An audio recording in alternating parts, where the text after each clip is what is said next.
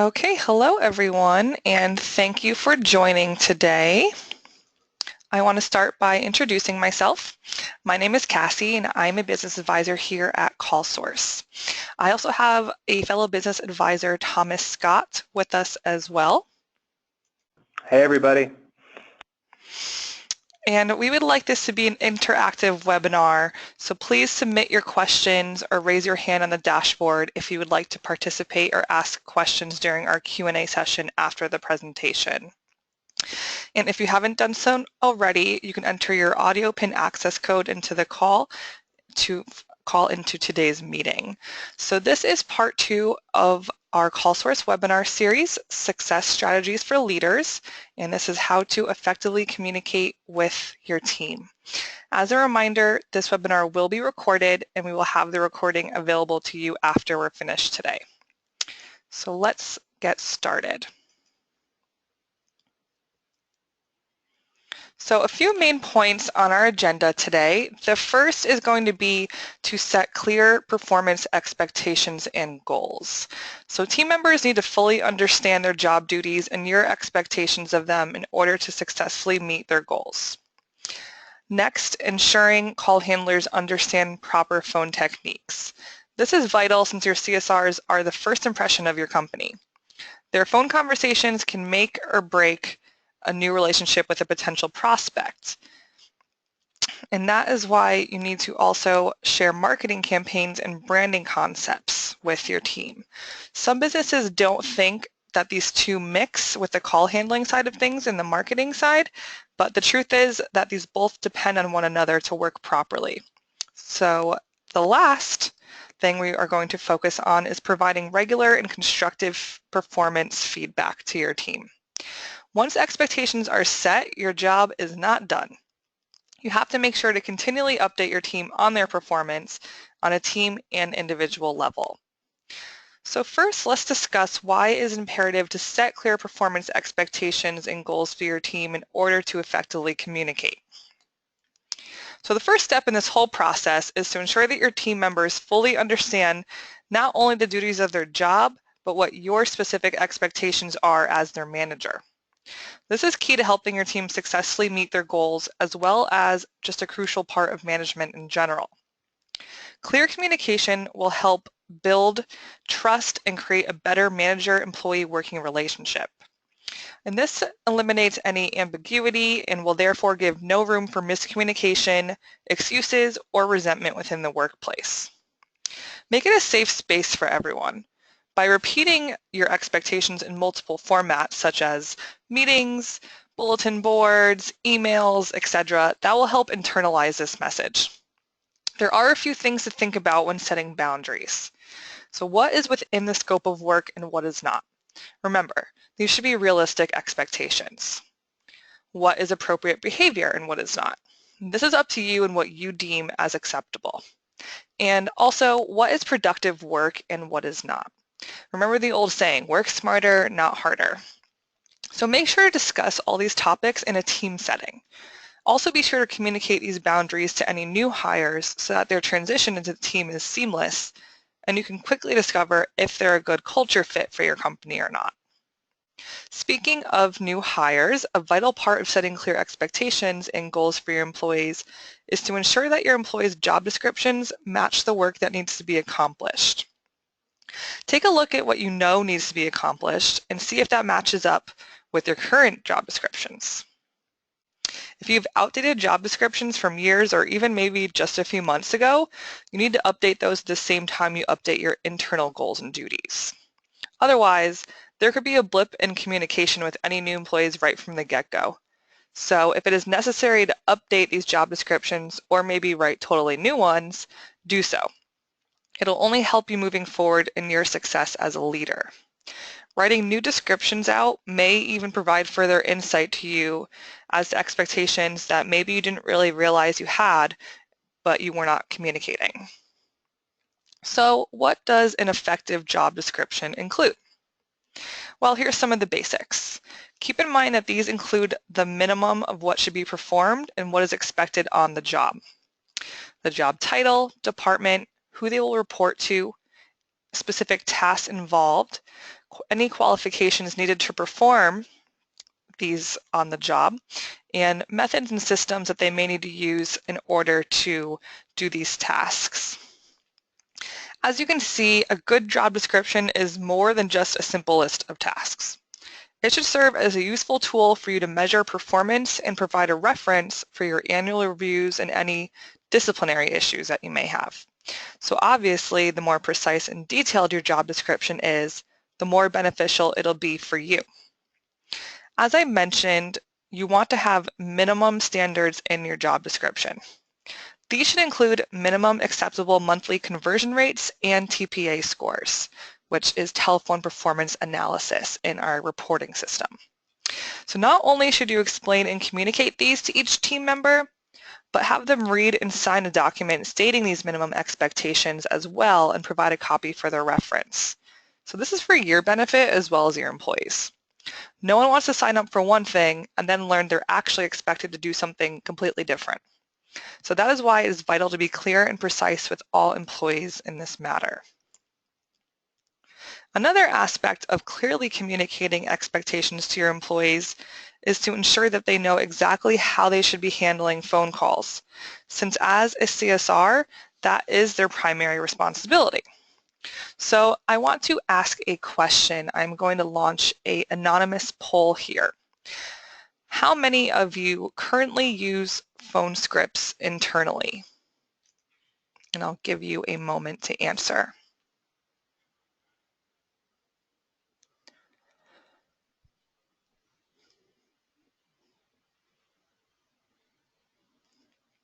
Okay, let's see the results here. So 40% of you do use phone scripts and 60% do not. All right, well, good to know, almost half and half, well, not quite. So while a type of script should be provided to your callers, you want to be sure that what you provide them serves as more of an aid rather than something to 100% lean on. Why is this important? Well, as you know, and as we've mentioned, and we'll keep mentioning, your call handlers are the first impression of your business. That's a big weight on their shoulders. If someone mishandles a phone call, you could lose a potential lifetime customer. So having basic talk tracks rather than a specific script will encourage those best practices and create a positive customer experience. You want to make sure that your specific branding is properly communicated in those conversations. And this will also serve as a dual purpose as a training tool. So this is another resource for your employees to utilize on a daily basis. Although, as I mentioned, you don't want them relying on the script too much. While a script is a great tool for learning the correct things to say in a conversation, and it can serve as a reminder on key points to hit during their conversations, it needs to be flexible enough to not be something your employees are directly reading off of and just sounding robotic. No one likes to talk to a CSR who sounds like they're checking off boxes, right? You want your script to encourage natural conversation flow. So for example, while you do of course want them to ask for the customer's name and use that throughout the conversation, you don't want them to sound like they're reading off, something and just saying this because they're supposed to. They should sound genuinely invested in the caller. So use one of your team meetings to come up with some suggested responses and key information to ask for on the phone. Remember, this shouldn't be a play-by-play. This time will also be good to discuss with your employees not only what they should be saying on the phone, but why you want them to ask certain questions and handle specific situations certain ways. Just like with your improved job description, you want your employees to understand not only what you are asking of them, but why. It's not beneficial to just hand out a phone script to an employee and tell them to follow along. Remember, your job is to effectively communicate to them not only your expectations, but make them understand the values behind those expectations. So come up with some simple bullet points to follow for your employees as a reminder of what questions they should be asking on every call. This is why CallSource's telephone performance analysis questionnaire does not rely on specific scripting, but rather the principles that make a good phone call. These are the 4 headings that you see outlined here on the right side of the slide. We call these our 4 core principles. These are a great benefit for you to utilize when preparing your talk tracks. There needs to be some wiggle room within conversations in order to flow naturally. Make sure your team practices these key points so it becomes natural, and eventually they won't even need to have it by the phone anymore, maybe. You can even role play in your team meetings so they can get used to these talk tracks. Once they have memorized these and they know exactly what types of things they should be saying and asking on every single phone call, they'll be less nervous and actually be able to listen to the caller instead of just worrying about their side of the conversation only. So remember, while CallSource can provide such insight, such as with our TPA questionnaire, into what the average business in your industry is and should be doing, it is ultimately up to you to determine the guidelines of your call handling procedures. So I'm going to go ahead and assume that most of you probably do not share all the details of your marketing plan with your CSRs. While certain details aren't necessary for them to know, it is important to involve them in aspects of your marketing efforts. Why? Well, as the front line of customer communication, you want your call handlers sounding confident and knowledgeable during their conversations. So my colleague Thomas is going to tell you a real client story of why this is so imperative to your business. Go ahead, Tommy. Thanks, Cassie. Yes, it is vital that you communicate with your marketing efforts to your call handlers. But let me actually tell you why. So I was recently reviewing data with a client of mine when I noticed a red flag on one of his campaigns. The client had a direct mail piece that had a 67% prospect rate, yet he was only converting at about 25%. I asked him, well, where's this disconnect coming from? So potential customers were obviously calling in on this ad. So why were the call handlers unable to convert these prospects into appointments? My client communicated to me that the direct mail piece had a specific deal outline on it for current customers. This deal was not communicated properly to the CSR team, so when callers were calling in wanting more info, the call handlers were confused and giving out false information that no such deal existed. So therefore, they were losing these opportunities to set appointments. This miscommunication between marketing and the call center team was actually very detrimental. So this served as a warning lesson for the future with this particular client. So make sure to remember, if your team isn't aware of even your basic marketing plans, then they won't be able to provide accurate information to new potential customers. Back to you, Cassie. Thanks, Thomas. Yeah, this is a great example of why these two sides of the business do actually depend on one another, although they may not seem intertwined on a daily basis. Remember also, not only if call handlers are unaware, but even if they just sound a little uncertain on the phone about specific campaigns, your callers may not have the confidence in your business and might just go somewhere else to get the job done. So as well as being aware of your marketing plans for their own knowledge and success, it's important to communicate to your team these plans to further prove the point of how important their job is every time they answer the phone.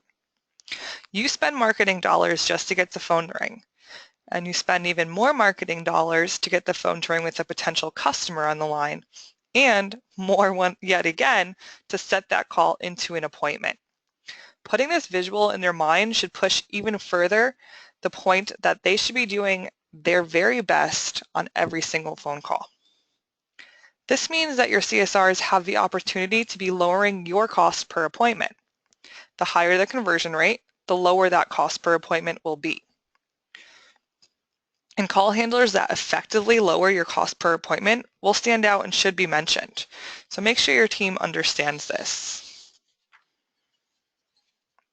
So once you set expectations for your team and provide them with tools such as proper job description and a phone script or talk tracks, as we mentioned, as well as sharing marketing concepts with them and how their role aligns with these concepts, it is very important to follow through on updating them on their performance and how it aligns with these expectations.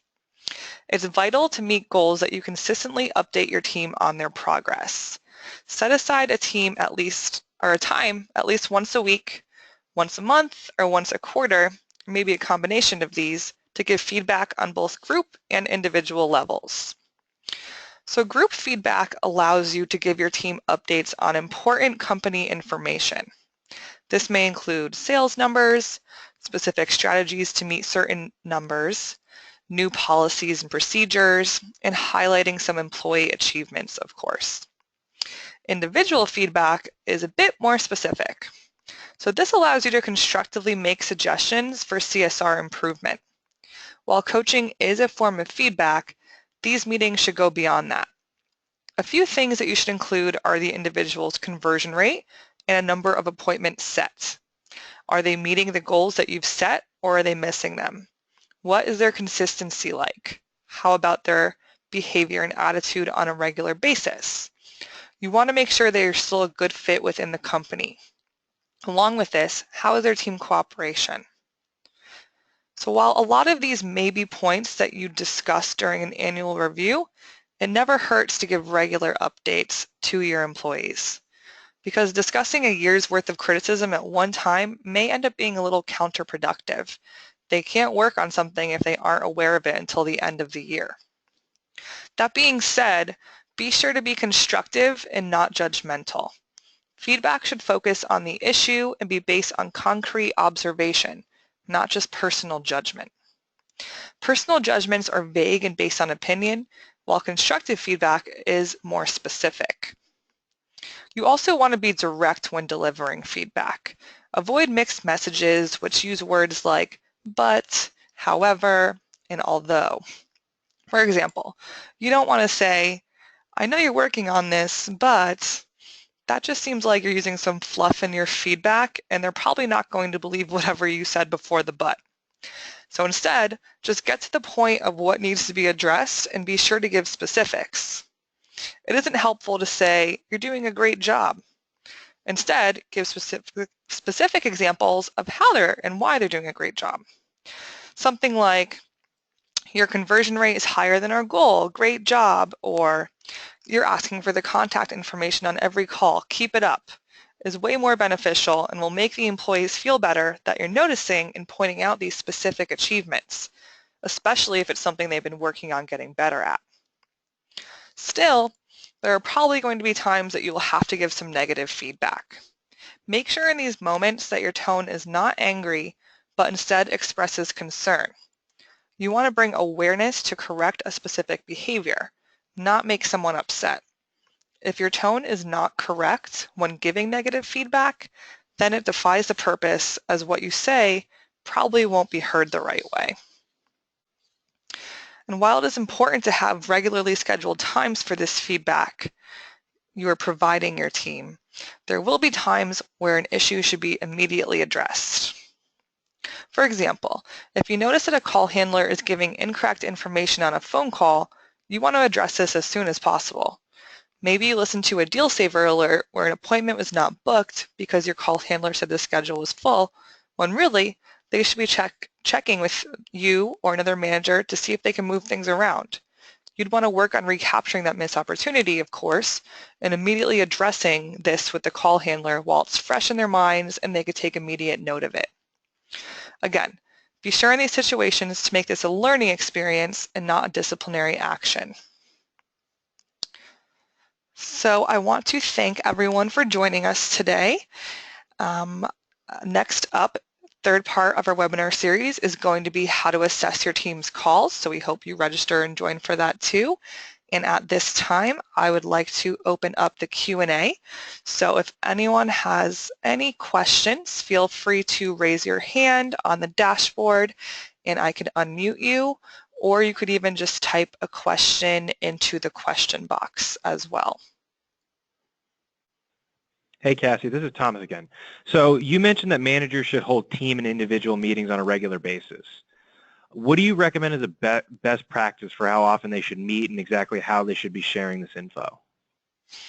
Yeah, thanks, Thomas. That's a good follow-up question. So actually, I would recommend meeting at least once a month in a team session for sure, and also individually if you could swing that. At least try to meet with your main CSRs on that monthly basis individually in addition to the team setting. And I definitely recommend having some visuals along with your team meetings. If you're maybe new to these team meetings and you don't know where to start or how to share the information that you should be sharing, reach out to your business advisor here at CallSource, whoever your contact is. We have some tools here for your disposal. We have a slide deck template to give an outline for what you could share in these team meetings. So this should help at least get you going. And be sure to share this information at least weekly to your team as well, outside of that team meeting setting. Probably can't have a team meeting on a weekly basis. If you can, that's great. But otherwise, if you have maybe a bulletin board, post your conversion rates and TPA goals on there and make sure to update it every Monday morning so the team can see where they're at and if they need to maybe put in some extra effort towards the end of the month or keep going at the pace they're going. If you don't have that type of setting in the office, you can also email out your CSRs, conversion rates to them on an individual and private level, as well as the team standings. Definitely on that private level to CSRs, especially that maybe are falling behind and need a little boost in what they should be doing. So it looks like we have, another question in the text box from Courtney. And she asked, where can I find my conversion rates on a more regular basis other than in my monthly owner summary report? Great question. So the monthly owner summary report is, of course, a great way to see those monthly conversion rates and updates. And that is emailed to you, so it's an easy reminder to be looking at that. But we also would love for you to be logging in on a regular basis, and you'd want to view your conversion rates within some of our reports in the system, being the performance, the call details report if you're in our new system, and you can ask your business advisor how to view these conversion rates if you're having trouble finding where they are within the platform. And I think that is all the questions we have, if I don't see any more that have come through. So again, I want to thank everyone for your time today, and I hope you have a great rest of your day.